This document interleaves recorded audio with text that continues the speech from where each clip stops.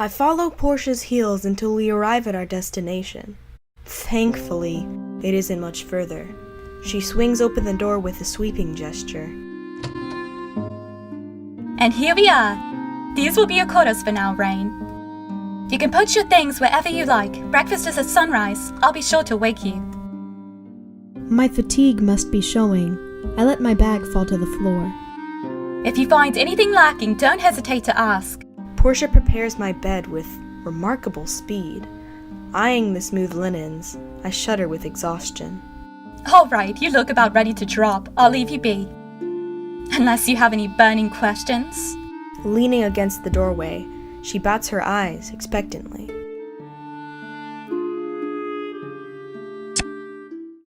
You dropped something during dinner.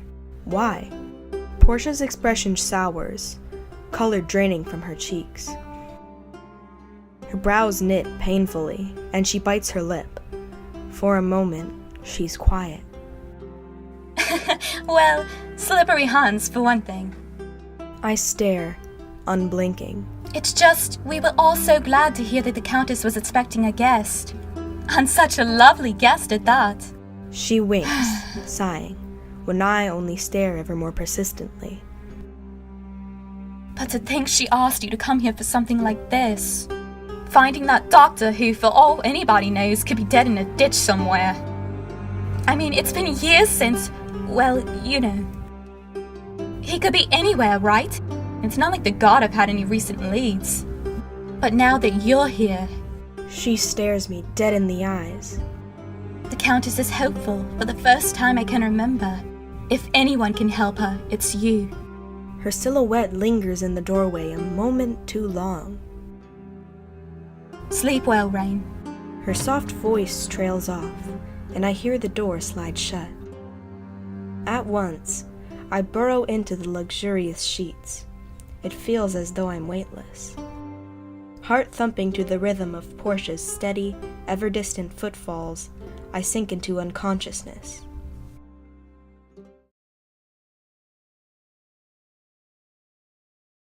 I can't sleep.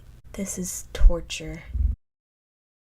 After a day-long climb to the palace, I finally have a chance to rest, but I can't. My stomach is writhing in protest.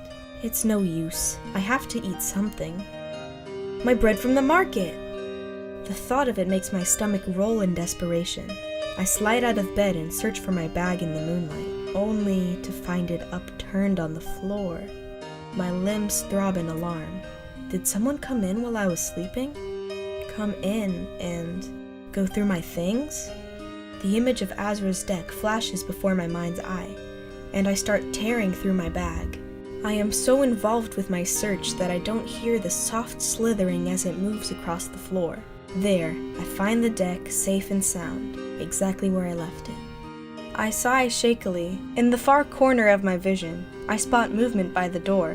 My eyes nearly popped out of my head when I realized what, or who, I'm seeing. Faust! She gives me a cheeky look and slips under the door, tail wriggling behind her. Wait! I scramble to my feet. She's quick. I can't let her get too far. Cursing, I stuff my things in my bag, slip on my shoes, and go after her. She's nowhere in sight. I try to keep my footfalls light as I dash through the empty halls. Faust is a capable snake, but if she happens to cross paths with one of the guards... Skidding to a halt on the sleek marble, I reach a fork in the hall. I go right, down a dim, windy hall. When I see where I've ended up, I freeze in my tracks. The dark stairway is up ahead. On the bottom step, I see the shapes of dogs, still on guard. Their snouts shiver, their ears flick, and their eyes pop open, zeroing in upon me. They rise and stretch. I hold still, watching closely as they trot over to me. Their snouts tickle my sides as they snuffle against me. Stop that! Nuzzling my sides, I am surprised when they start to sniff my bag incessantly. Enough of that. I turn to go. and the dogs follow. I walk faster. Their elegant footfalls speed up behind me. Soon, I'm running down the hall, the dogs close at my heels. They're clearly built for speed. I try to lose them on a turn, ducking down a hall on the left. The leftward hall leads me to a balmy veranda, bathed in starlight. Below, I see the gardens, shady and lush. From up high, I can see that the middle forms a maze of greenery. At its center, there is a clearing. I know at once where to go. Silently, I descend to the garden path, shrouded in a warm breeze. Quieting my thoughts, I listen to the night birds and let my intuition lead me through the maze. As I near the center, the musical sound of falling water grows louder and louder. I reach a fountain. Around it is a wide, gazing pool, and overhead is a rich old willow tree. Hanging from the tree... Faust! Though she nearly gave me a heart attack, I can't find it in me to be angry with her. And if she's here, there's probably a good reason. She flicks her tongue, hovering over the gazing pool.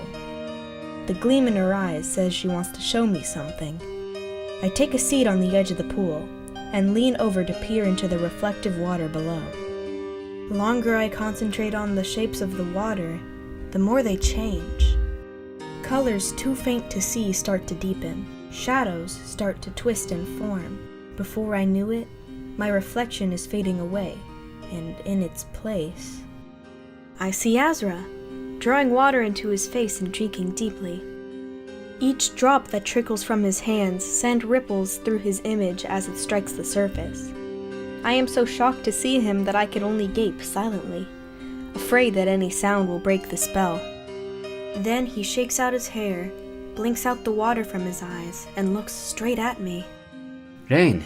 Asra looks as surprised as I am. He leans forward, close enough that I could see the droplets in his eyelashes. Can you hear me? I nod, barely able to believe it myself. If this is no spell of his, then how did I... Incredible. He laughs. I see now that he is sitting cross-legged, probably beside a pond. His mount, the strange beast from before, is lying beside him, resting its weighty head on his knee. Ah, there's Faust. Looks like she found you all right. I wasn't all that sure about leaving her, but after that reading you gave me, I thought I'd trust my intuition. I'm glad that she's here. I glance up at Faust, still hanging from the branch. She looks very proud of herself. Now that I'm over the shock of finding her, I'm beyond relieved to have her near. In the reflection, Asra looks pretty pleased with himself too. It makes me laugh. I'm glad you're here too. His face flushes, and the beast on his knee gives a rumbling snort. Where is here exactly? I know that tree. Are you at the palace? Changing the subject. How typical. I tell him everything that's happened since we parted. The more I speak, the more his eyes glimmer with keen interest. Unbelievable. The day I leave was the day you needed me the most. And even then, you didn't really need me at all. But I'm glad Faust is with you at least. I would guess she has something to do with this. If anything happens to either of you, I'll know. I can live with that. More importantly, your stomach has been gurgling. I hadn't noticed. I feel a flush creeping up my neck. You walked all day, didn't you? You have to eat. I know that. Turning away from his disciplinary tone, I ruffle through my bag. You know, I would say I'm surprised the Countess didn't feed you, but... Ah, isn't that your bread? I nod, uncovering the loaf from its linen wrappings. The smell hits me with a powerful ache. I start eating immediately, to Asra's obvious relief. The attention is a little embarrassing. I concentrate on chewing until the silence becomes unbearable. The bread guy said you were a rascal. Did he really?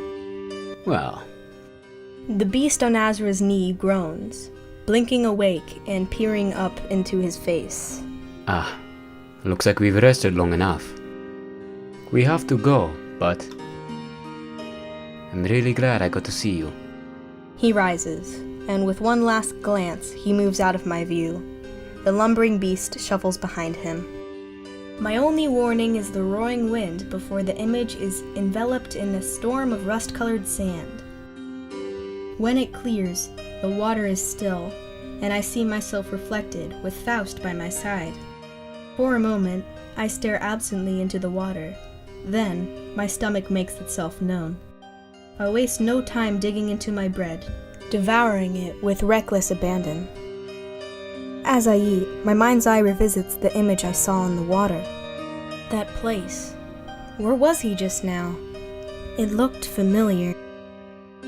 That copper sand, and the creature beside him. I realized they are the same as my dream. So it was a vision, then. I'd forgotten all about it. The stars must be aligned in some powerful way. But more than that, Master told me once that anyone could perform a magical act. Magic is what you do to make the outcome you desire a reality. So, was it my desire to see him? Did my magic reach out to him, wherever he is? Or was it the other way around? Could be both. Mind racing, I rise to my feet. Faust watches me attentively from the tree. I beckon her to follow. Getting to my room unnoticed is going to be a challenge. Steeling myself, I turn back towards the palace. As I go, I listen to the birds' echoing calls, and I feel the weight of eyes on my back. Many eyes, from every corner of the garden. This place is teeming with life. That snake has gotten much bigger. I need sleep. The rustling leaves sound too much like whispers. Hastening my step, I retreat up the stairs and slip back inside.